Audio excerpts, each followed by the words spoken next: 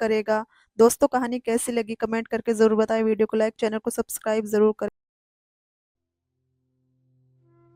दो भाइयों की एक दुल्हन, ये राज जानकर आपके भी होश उड़ जाएंगे। रितावनी की सच्ची कहानी। मेरा नाम शीतल है।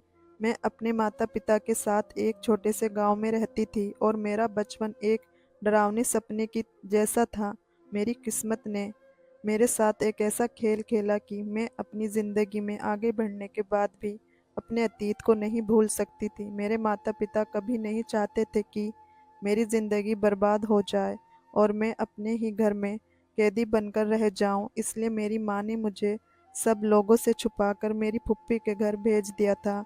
उनकी भी कोई संतान नहीं थी, इसलिए मेरी फुप्पी और फुप्पा ने मुझे अपनी सगी औलाद से भी बढ़कर समझा, मुझे पढ़ाया लिखाया और अपने पैरों पर खड़ा कर दिया।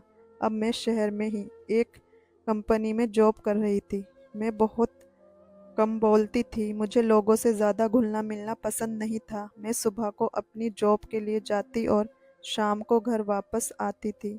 घर वापस आने के बाद मेरी फुप्पी मुझे खाना खिलाती और मेरे लिए चाय बनाती थी। फिर हम दोनों बातें करने लगते और बातें करते करते कब समय निकल जाता हमें पता ही नहीं चलता। फिर फुप्पा के ऑफिस से घर आने का टाइम हो जाता। वो भी जब ऑफिस से घर आते तो मेरे लिए कुछ ना कुछ लेकर ज़रूर आते थे। लेकिन मुझे जब भी अपने अतीत की याद आती तो मेरे पैरों तले से ज़मीन निकल जाती थी। लेकिन फुफ्फी और फुप्पा की मोहब्बत ने मुझे अतीत को भूलने पर मजबूर कर दिया था। अब मैं अपनी ज़िंदगी में आगे बढ़ने लगी थी। एक दिन हमारी कंपनी में एक नया मैनेजर आया। वो बहुत ज़्यादा हैंडसम और स्मार्ट था। ऑफिस की सारी लड़कियां उसके आगे पीछे घूमती रहती थी, लेकिन वो किसी को भी नज़र उठाकर नहीं देखता था। एक दिन मुझे किसी काम से उस मैनेजर के कैबिन में जाना पड़ा। मैंने दरवाज़ा खटखटाया। उन्होंने कहा, कौन है, अंदर आ जाएं प्लीज़। मैं घबरा गई और कहने लगी, सर मेरा नाम शीतल है। आपने मुझे ये फाइल दी थी, लेकिन मुझे इसका पिछला रिकॉर्ड समझ नहीं आ रहा कि आप मेरी हेल्प कर देंगे। उन्होंने कहा, जी जी बिल्कुल, क्यों नहीं, मैं आपको सब कुछ समझा देता हूँ। वो फाइल देखकर मुझे काम समझाने लगे और मैं उनको देखने लगी। मेरी नज़रें उनके ऊपर से हटी नहीं रही थी। वो सच में बहुत ज़्यादा हैंडसम थे। इतनी देर में उन्होंने चुटकी बजाकर मुझसे कहा, हेलो शीतल, आप किसके ख्याल में गुम हो गई। मैं अचानक से अपने ख्यालों से बाहर आई और उनसे कहने लगी, जी सर, मुझे सब कुछ समझ आ गया। आप फिक्र ना करें, मैं सारा काम पूरा कर दूंगी। मेरा दिल तो उस दिन से ही मैनेजर रमेश की मोहब्बत में डूब गया, पर जैसे ही मुझे अपने अतीत की याद आती मैं डर जाती थी। मैं अपनी फुप्पी से अपनी हर बात शेयर करती थी। उनके अलावा मेरा कोई और नहीं था, इसलिए वो मेरी सबसे अच्छी दोस्त थी।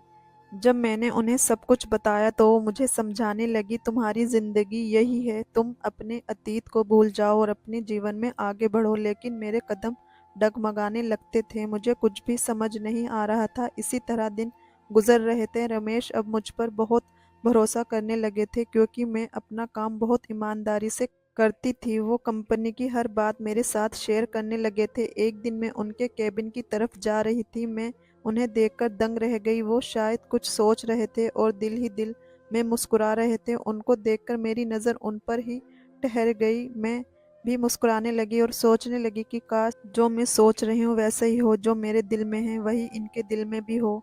मैं वहाँ खड़ी खुद से यही बातें कर रही थी। आज फूफी के यहाँ कुछ मेहमान आ रहे थे। फूफा अपने कुछ फ्रेंड्स को बुलाया था, इस वजह से मैं भी आज ऑफिस से जल्दी घर आ गई थी। मैंने आकर देखा तो मेरा मोबाइल नहीं था। फूफी ने मुझसे पूछा कि क्या हुआ, तुम परेशान क्यों हो। मैंने उन्हें बताया कि मेरा मोबाइल नहीं दिख रहा। वो मुझसे कहने लगी कि तुम कॉल करके देख लो। मैंने घर के नंबर से कॉल की तो मेरा फ़ोन किसी ने उठाया। आवाज़ सुनकर मेरा दिल खुश हो गया। मैंने कहा, सर आप, रमेश ने बताया कि मैं अपना मोबाइल जल्दी में उनके कैबिन में ही छोड़ गई थी। वो कहने लगे कि मैंने तुम्हारा मोबाइल अपने पास रख लिया है, कल ऑफिस आओगी तो ले लेना। मैंने कहा, thank you sir. Thank you कोई बात नहीं। अगले दिन जब मैं ऑफिस में अपना मोबाइल लेने सर के कैबिन में चली गई तो उन्होंने मेरे हाथ में मोबाइल के साथ एक लेटर भी दिया। मैं ये देखकर घबरा गई और बिना कुछ कहे जल्दी से उनके केबिन से बाहर आ गई। बाहर आने के बाद मैं अपने काम में लग गई और सोचने लगी कि पता नहीं इस लेटर में क्या है जो उन्होंने मुझे दिया है। जैसे तैसे शाम हुई और जब मैं ऑफिस से घर आई तो मैंने कमरे में आकर वो लेटर पढ़ा। उसे पढ़ने के बाद तो मेरे पसीने छूटने लगे। मैं बहुत ज़्यादा घबरा गई थी। लेटर में तो रमेश ने अपनी मोहब्बत का इजहार किया था। एक तरफ मुझे खुशी हो रही थी कि जैसा मैंने सोचा था वैसा ही हो रहा था, रमेश भी मुझसे पसंद करते थे। दूसरी तरफ मुझे अपने अतीत का डर भी था। इतनी देर में फूफी वहाँ आ गई। उन्होंने मेरे चेहरे पर परेशानी देख ली। वो मुझसे पूछने लगी, शीतल क्या हुआ? तुम कुछ दिनों से परेशान लग रही हो। मैंने उन्हें बताया कि रमेश ने मुझसे शादी के लिए प्रपोज किया है। तो वो हंसने लगी और कहने लगी कि इतनी सी बात है तो तुम घबरा क्यों रही हो? मैंने अपनी लड़खड़ाती हुई जबान से कहा, आपको तो पता है कि मैं शादी कैसे। उन्होंने मेरी बात बीच में ही काट दी और कहने लगी, भगवान ने तुम्हारी किस्मत खोल दी है। इतने अच्छे लड़के का रिश्ता तुम्हारे पास आया है और तुम इनकार कर रही हो। मैं तुम्हारे फूफा से बात करूंगी, वो ज़रूर इस रिश्ते के लिए मान जाएंगे। ये कहकर वे वहाँ से चली गई। लेकिन मुझे कुछ समझ नहीं आ रहा था। एक तरफ तो मैं खुद इस बात का इंतज़ार कर रही थी कि रमेश भी मुझे पसंद करता हो, और अब जब कुछ मेरी सोच के अनुसार हो रहा था तो मेरा दिल मानने को तैयार ही नहीं था। कुछ दिन बाद रमेश मेरा हाथ मांगने मेरे घर पर आए। उन्होंने खुद फूफा से हमारी शादी की बात की।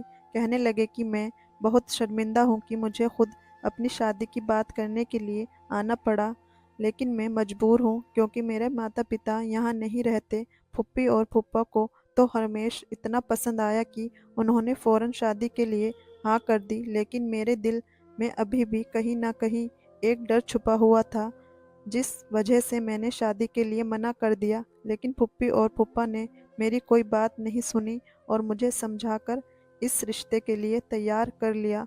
अब घर में शादी की शहनाइयाँ बज रही थी, लेकिन मेरा दिल काँप रहा था। मैं सोच रही थी कि कहीं मेरा अतीत रमेश के सामने आ गया तो।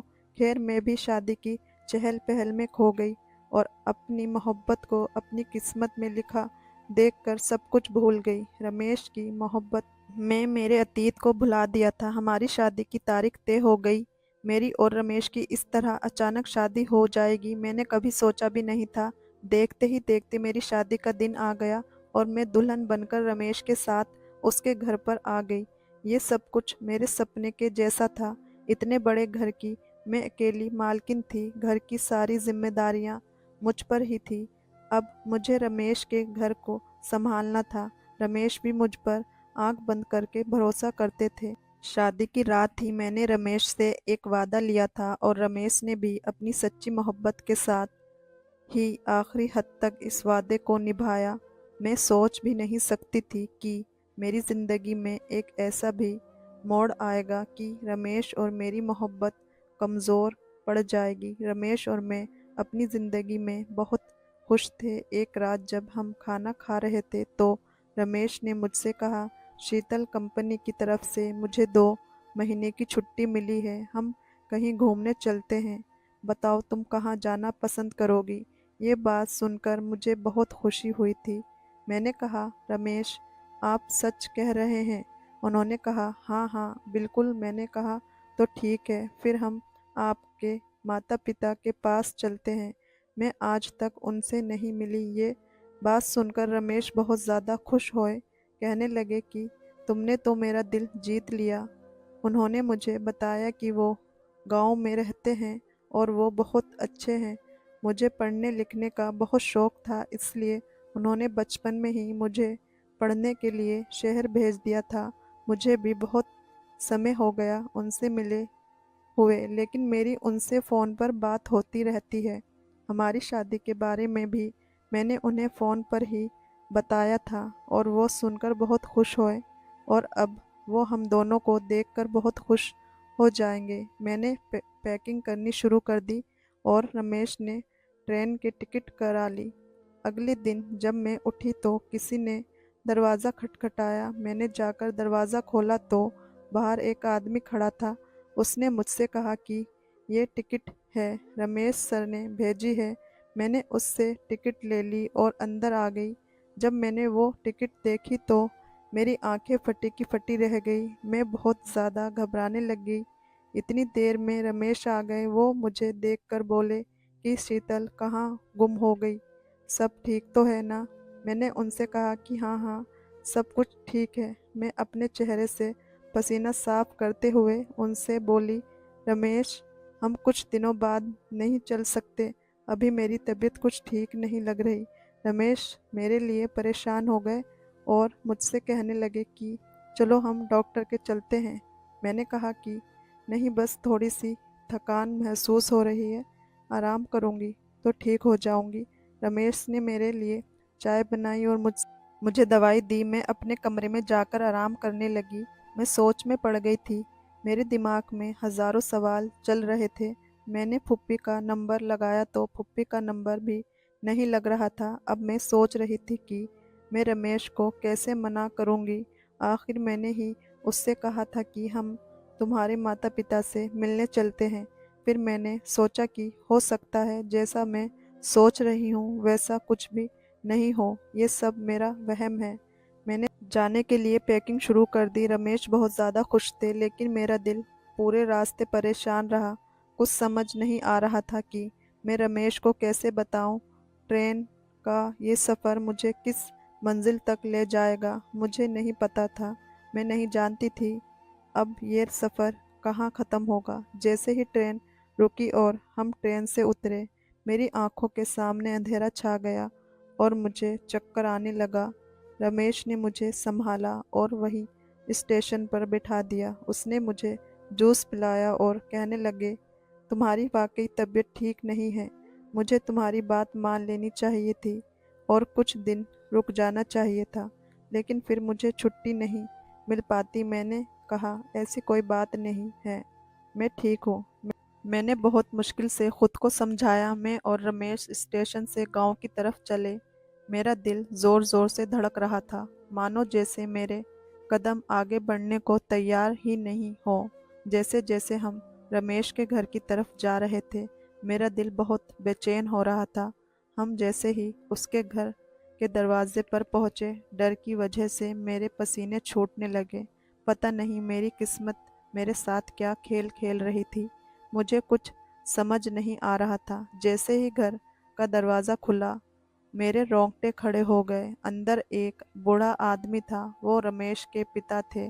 मैंने जल्दी से अपना चेहरा कवर कर लिया और खांसने का नाटक करने लगी। रमेश ने मुझसे पूछा कि क्या हुआ। मैंने कहा कि कुछ नहीं, असल में मुझे बचपन से ही धूल मिट्टी से एलर्जी है और यहाँ गांव में धूल मिट्टी बहुत ज़्यादा है, इसलिए मुझे यहाँ अपना फेस कवर करके रखना पड़ेगा। रमेश बोले, चलो ठीक है, अंदर जाओ। रमेश अपने पिता से मिलकर बहुत खुश थे। उन्होंने उसे गले लगाया और प्यार करने लगे। अंदर एक बूढ़ी औरत थी जो कि रमेश की माँ थी। उनको देखकर भी मैं दंग रह गई। मैंने अपना फेस और अच्छे से ढक लिया। रमेश ने सबको मेरी एलर्जी के बारे में बता दिया। रमेश की बहन मुझे घूर घूर कर देख रही थी और मुझसे अजीब तरीके से कहने लगी कि लगता है भाभी तो बहुत ज़्यादा खूबसूरत है, इसी वजह से वे हमें अपना चेहरा नहीं दिखाना चाहती। इस बात पर सब लोग हंसने लगे। फिर वो कहने लगी कि मैं तो मजाक कर रही थी। फिर हम सब लोगों ने मिलकर साथ में खाना खाया। रमेश भी सालों बाद अपने घर वालों से मिलकर बहुत खुश हो रहे थे, लेकिन मैं घबराई और सहमी हुई बैठी थी। खाने की टेबल पर सब लोग हंसी मजाक कर रहे थे। इतने में ही रमेश ने पूछा कि राहुल कहाँ है? जब से मैं आया हूँ वो मुझे नजर नहीं आ रहा। ये सुनकर मुझे सदमा लगा और मेरे हाथ से खाने की प्लेट छूटकर गिर गई। मुझे देखते ही रमेश की बहन बोली, लगता है भाभी अपने देवर का नाम सुनकर चौंक गई। रमेश की माँ कहने लगी कि बस भी करो रमा, जब से तुम्हारी भाभी आई है तुम तो उसके पीछे ही पड़ गई हो। वो कहने लगी कि माँ, मैं तो सिर्फ मजाक कर रही थी। रमेश के पिता ने बताया कि राहुल कुछ काम से गांव के बाहर गया हुआ है, उसकी भी शादी हो गई है। कुछ दिन में वो वापस आ जाएगा। अपनी पत्नी को भी साथ में लेकर गया है ताकि उसकी भी थोड़ी सैर हो जाए। खाना खाने के बाद मैं अपने कमरे में आ गई और अपने चेहरे से अपना मास्क हटा दिया। अपने आप को मैं आईने में देखने लगी। मेरे दिमाग में बहुत सारे सवाल आ रहे थे। मेरे अंदर अजीब सी बेचैनी हो रही थी। इतनी देर में किसी ने दरवाज़ा खटखटाया। मैंने जल्दी से अपना मास्क लगा लिया। दरवाजे पर रमेश थे। वो मुझे अपने घरवालों के बारे में बताने लगे। अपने घरवालों से मिलकर वो मुझे बहुत खुश लग रहे थे। पता नहीं मेरी किस्मत में आगे क्या लिखा था। मैं उनको कुछ बता भी नहीं सकती थी क्योंकि मैं रमेश को खोने से डरती थी। मैं सोच रही थी कि रमेश सब जानने के बाद कहीं मुझे छोड़ ना दे। मैं ज़्यादातर अपने कमरे में ही रहती थी और सबको खास कर दिखाती थी ताकि कोई मेरा चेहरा देखने की जिद ना करे। राहुल भी आज वापस आने वाला था। यही सोच सोच कर मेरा दिल घबरा रहा था। मैं सदमे में थी। मैं अपने डरावने अतीत के बारे में सोच रही थी। मैं दिल ही दिल में उलझन में पड़ रही थी। लेकिन जब मैं इस घर में आई थी मुझे मेरी ननद का बर्ताव बहुत अजीब लग रहा था। वो हमेशा ही मुझसे कुछ न कुछ कहती रहती थी और फिर मजाक का बहाना बना लेती थी। राहुल के आने समय हुआ तो मैं बुखार का बहाना बनाकर अपने कमरे में कंबल ओढ़कर लेट गई। सब लोग बहुत खुश थे। राहुल और उसकी पत्नी घर आई थे। वो सब से मिले। रमेश ने उसे मेरे बारे में बताया। वो और उसकी पत्नी मेरे कमरे में आए लेकिन मैं कंबल ओढ़े लेटी रही और सोने का नाटक करने लगी। रमेश ने कहा, इसकी तबीयत बहुत ज़्यादा ख़राब है। कल ही मैं इसे डॉक्टर के पास लेकर जाऊंगा। राहुल ने कहा कि कोई बात नहीं, आप भाभी को आराम करने दें। हम भाभी से बाद में मिलेंगे। जैसे तैसे मैं अपने चेहरे पर मास्क लगाकर यहाँ रह रही थी। लेकिन राहुल के सामने आने से मुझे डर लगता था।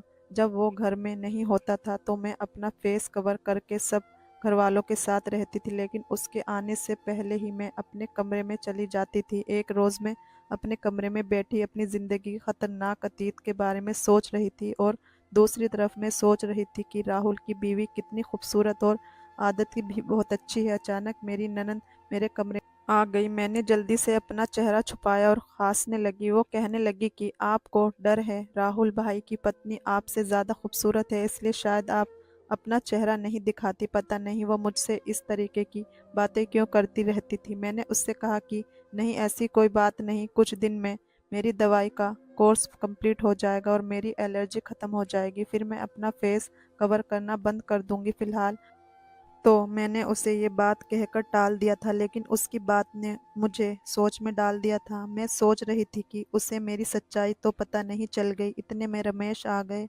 और मुझसे पूछने लगे, तुम्हारी तबीयत अब कैसी है? मैंने कहा, अब तो ठीक है, बस कुछ दिन की बात है, फिर मेरी एलर्जी ठीक हो जाएगी। वो मुझसे बहुत ज़्यादा मोहब्बत करते थे इसलिए मेरी हर बात आंखें बंद करके मान लेते थे। एक दिन रमेश मुझसे कहने लगे, राहुल मुझसे शिकायत कर रहा था।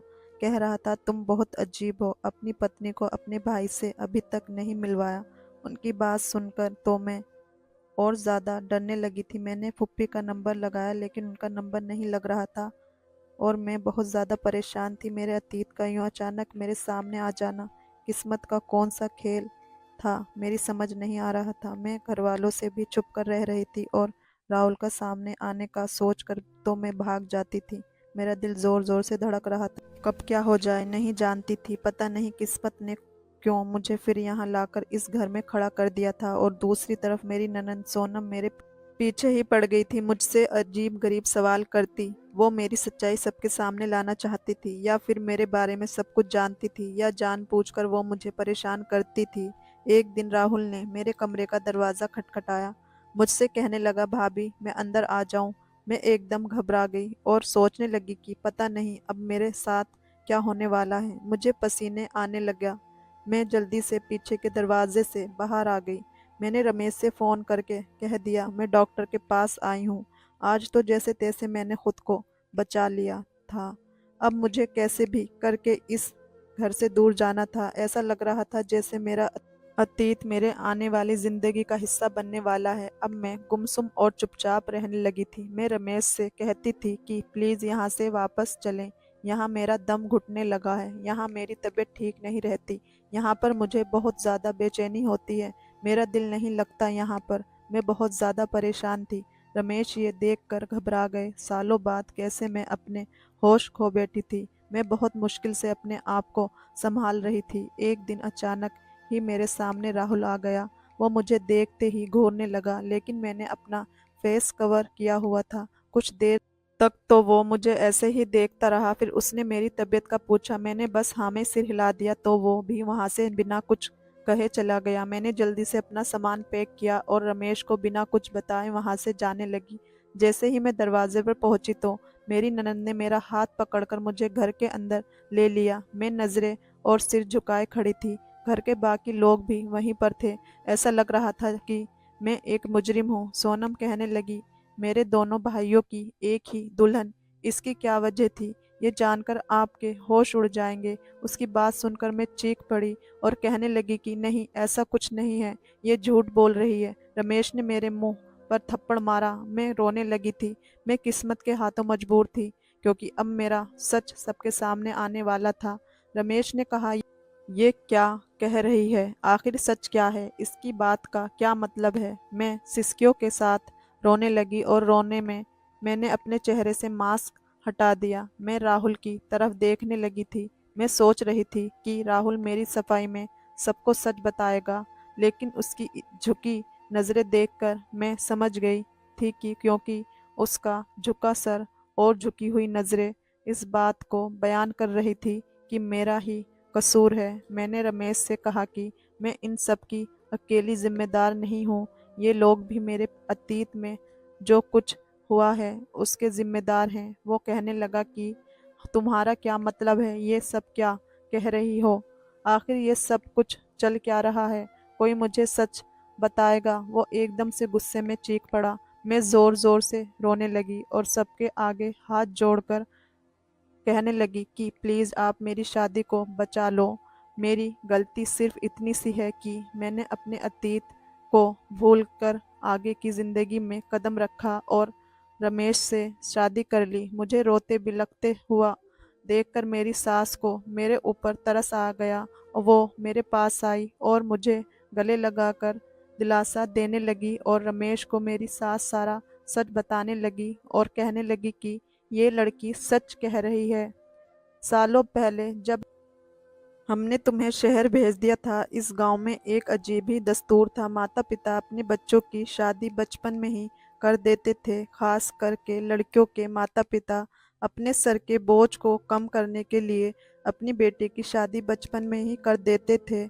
इस लड़की की और राहुल की बचपन में ही शादी कर दी गई थी, लेकिन जब बच्चे जवान होते तो वो इस बचपन की शादी को मानने से इनकार कर दिया करते थे। अगर उनके माता पिता उनसे जोर जबरदस्ती करते तो वो तंग आकर घर छोड़ के चले जाते थे या फिर अपनी पत्नी को तलाक दे देते थे। वो बताने लगी कि इस तरह राहुल और शीतल के साथ भी किस्मत ने यही खेल खेला। इनका भी बचपन बर्बाद हो गया, लेकिन राहुल ने घर से भागकर अपनी पसंद की लड़की से शादी कर ली और ये बेचारी किस्मत की मारी राहुल का इंतजार करती रही। गांव वालों ने इसको ताने देकर उसका जीना हराम कर रखा था। यहाँ तक कि इसके खुद के घर वालों ने और रिश्तेदारों ने भी उसका साथ नहीं दिया और यहाँ हमारे घर आ गई, लेकिन हमने यहाँ भी इसको चैन से जीने नहीं दिया। और कुछ दिन बाद राहुल ने भी इसको भुला दिया और कहने लगा, मेरा इससे कोई रिश्ता नहीं है, और हमने इस लड़की को यहाँ से धक्के देकर निकाल दिया। ये बेचारी दर दर की ठोकर खाती रही। फिर मैंने रमेश को आगे का सच बताया कि इसके बाद मेरी माँ ने मुझे फूफी के पास शहर भेज दिया और मुझे अपनी कसम दी कि मैं अपने अतीत को भूलकर अपनी ज़िंदगी में आगे बढ़ जाऊंगी और कभी भी सच को किसी के सामने नहीं बताऊंगी। रमेश कहने लगा कि इतना बड़ा सच तुमने मुझसे छुपाया। ये सब लोग तुम्हारे गुनाहगार हैं, लेकिन तुम मेरी गुनाहगार हो। मैंने तुमसे सच्ची मोहब्बत की और तुमने मुझे कुछ भी बताना ज़रूरी नहीं समझा। और तो और तुम मेरे भाई की पहली पत्नी हो। ये सब कुछ जानकर तुम कैसे मेरे साथ रह सकती थी? तुमने अपने साथ साथ मुझे भी इस पाप का भागीदार बना लिया। जब तुम्हारी पहले शादी हो गई थी तो तुम मुझसे शादी कैसे कर सकती थी? ये सुनकर मैंने राहुल की तरफ देखा। वो चौंकने लगा और बहुत घबरा गया। मेरे और राहुल के अलावा सोनम भी ये सारा सच जानती थी। मैंने सोनम को घूर कर देखा। इतनी देर में राहुल की पत्नी ने उसे जोर से थप्पड़ मारा और कहने लगी कि ये सब चल क्या रहा है? तुमने मुझे धोखा दिया, धोखे से मेरे साथ तुमने शादी की।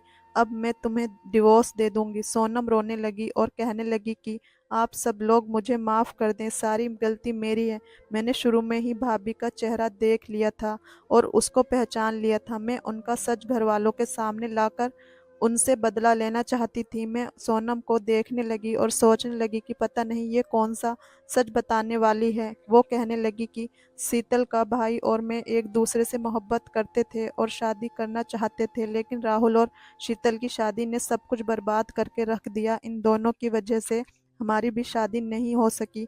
उस समय मैंने सोच लिया था कि मैं इससे बदला लेकर रहूंगी। जब मैंने पहली बार इसे देखा तो मेरे दिल में सालों पुरानी नफरत जाग गई और मैंने सोच लिया कि मैं इससे बदला लेकर रहूंगी, लेकिन मेरी एक इस गलती से बहुत लोगों की जिंदगी बर्बाद हो जाएगी। प्लीज आप सब लोग मुझे माफ कर दें। वो राहुल पर चिल्लाने लगी और उसे कहने लगी कि राहुल सच बताओ, तुम्हारी और रमेश की, नहीं तो इन दोनों मासूम लड़कियों की जिंदगी बर्बाद हो जाएगी। अगर तुमने आज सबको सच नहीं बताया तो सब कुछ बर्बाद हो जाएगा। मेरी नज़र राहुल पर जमी हुई थी। उसके माता पिता भी बहुत ज़्यादा शर्मिंदा थे।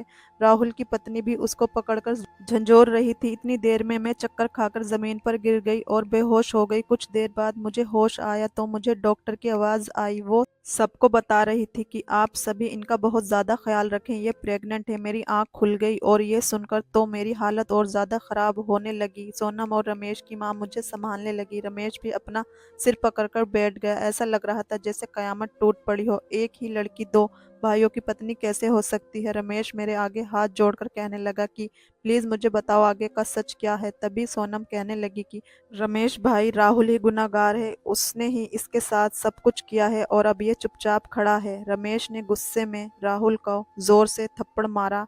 राहुल जमीन पर गिर गया और रमेश के पैर पकड़कर माफी मांगने लगा और कहने लगा कि मैं ही शीतल का गुनाहगार हूँ। उसने बताया कि सालों पहले जब मैंने अपनी दूसरी शादी करने का सोचा था, उसी समय मैंने इसके डिवोर्स पेपर भिजवा दिए थे। अब ये मेरी पत्नी नहीं है, ये आपकी पत्नी है और ये बच्चा भी आपका ही है। बस किस्मत ने हमारे साथ ये खेल खेला है। राहुल ने मुझे और शीतल को इस पाप से बचा लिया। राहुल ने मुझसे भी मेरे पैर पकड़कर माफ़ी मांगी और उसके माता पिता ने भी अपनी गलती का एहसास करके मुझसे माफ़ी मांगी। मैं बराबर रो रही थी। रमेश के दिल में मेरे लिए मोहब्बत जाग गई थी। वो भी जान चुका था कि सब में मेरी कोई गलती नहीं। मैंने तो सिर्फ अपनी माँ की कसम की खातिर सब छुपाया था। मेरा और राहुल के बीच अब कोई भी रिश्ता बाकी नहीं रहा था। सालों पहले ही मेरी और राहुल की डिवोर्स हो चुकी थी। मैंने भी सबको माफ़ करके अपना दिल साफ कर लिया और राहुल ने अपनी पत्नी से भी माफ़ी मांगी और उसने भी उसे माफ़ कर दिया। अब हम सब अपनी ज़िंदगी में बहुत ज़्यादा खुश थे। कुछ महीने बाद ही हम सब लोग शहर आ गए। अब हम सब लोग हंसी खुशी रहने लगे थे। मैंने एक बेटी को जन्म दिया था और राहुल के घर में भी एक बेटा पैदा हुआ था। रमेश के माता पिता को अपनी गलतियों का बहुत ज़्यादा एहसास था, इसलिए उन्होंने सोचा था कि वो अपने पोते पोती को पढ़ा लिखा कर गाँव के रीति रिवाज से दूर ही रखेंगे और हो सकेगा तो गांव के इस रीति रिवाज को ख़त्म कर देंगे ताकि आने वाले बच्चों की ज़िंदगी बर्बाद ना हो सके। और ऐसे ही हुआ। रमेश ने अपने गांव जाकर सबको बहुत समझाया और इस रिवाज को ख़त्म कर दिया और आने वाली नस्लों की ज़िंदगी को तबाह होने से बचा लिया। गांव वालों की सोच बदलकर उनको अपने बच्चों की पढ़ाई लिखाई पर ध्यान देने को कहा। जब हमारे बच्चे बड़े हो गए तो हमने अपने बेटे और बेटी को देश से बाहर पढ़ने के लिए भेज दिया। पुराने और दकियानूसी रीति रिवाज इंसान की ज़िंदगी बर्बाद करके रख देते हैं। हम अपना अतीत कितना भी भूलना चाहें, एक दिन वो हमारे सामने आ ही जाता है, लेकिन किस्मत का खेल कोई नहीं बदल सकता। दोस्तों, उम्मीद करती हूँ कहानी आपको पसंद आई होगी। कहानी पसंद आई होगी तो लाइक करें, चैनल को सब्सक्राइब